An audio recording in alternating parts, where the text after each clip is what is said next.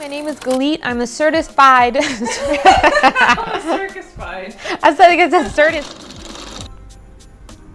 Something that's been coming up for me for a minute now has been this idea of seasons. And I've always, in every sense, have always tried to go against the grain of what the season is. So for instance, but like things will kind of go how they go anyway. So for instance, let's say, okay, summertime, I'm always surprised by how much energy I have. Woohoo, rah, rah, so excited.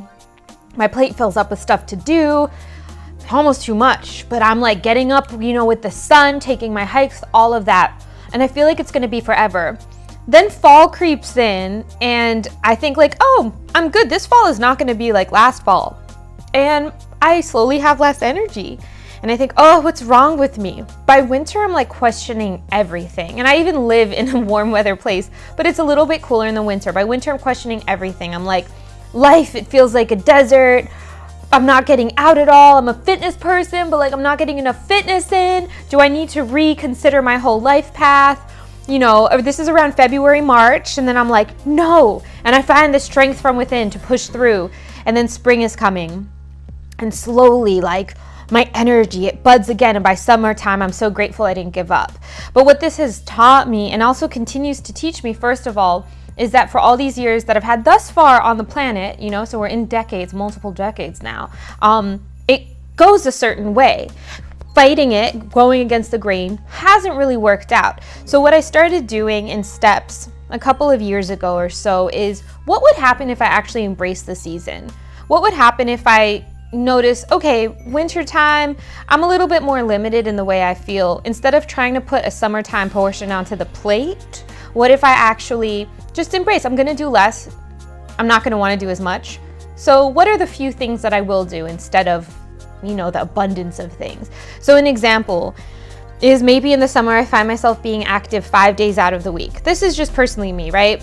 In the winter, why don't I set the high standard as 3 days and even just have it be 2 days?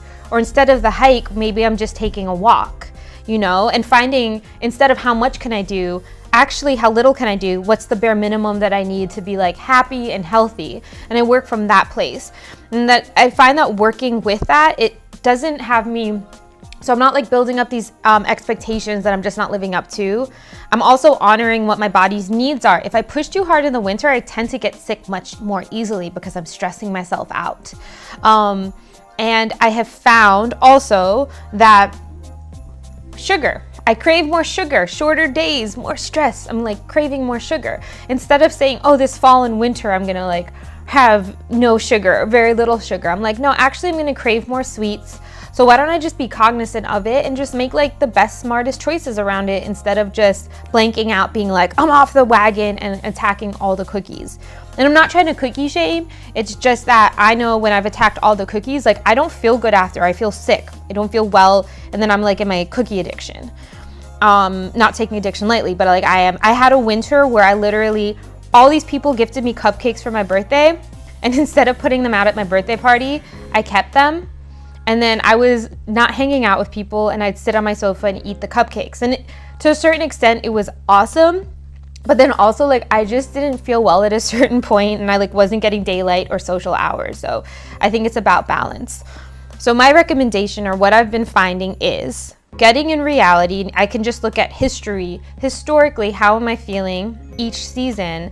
And then how can I strategize? And then how can I be flexible? So again, example, fall, strategy. Okay, in terms of activity, I'm gonna aim to do 3 active things a week. And then I take the expectation down, and instead of it being high intensity, it's just gonna be activity, period. So maybe it's gonna be an easier dance class. I love dance, right? Or instead of a hike, again, I said it's gonna be a walk, right? And then noticing if I'm teaching a class and it's super active, that can count as my activity for the day. In terms of eating, great, like where can I add in a few more healthy things? Where can I catch myself if I'm going too far off? And yeah, that's my rant. When working with people, I also I see it much more clearly. They're like, should, and their demands change. And so what that translates into, if we're not being realistic with where we're at in a given season, is kind of just burning out. It usually happens around November, December, just burn out. And then it's like, you know what? I won't worry about this for a few months, which isn't bad, but that complete unplug turns the health and exercise and stuff into these extremes versus evening it out.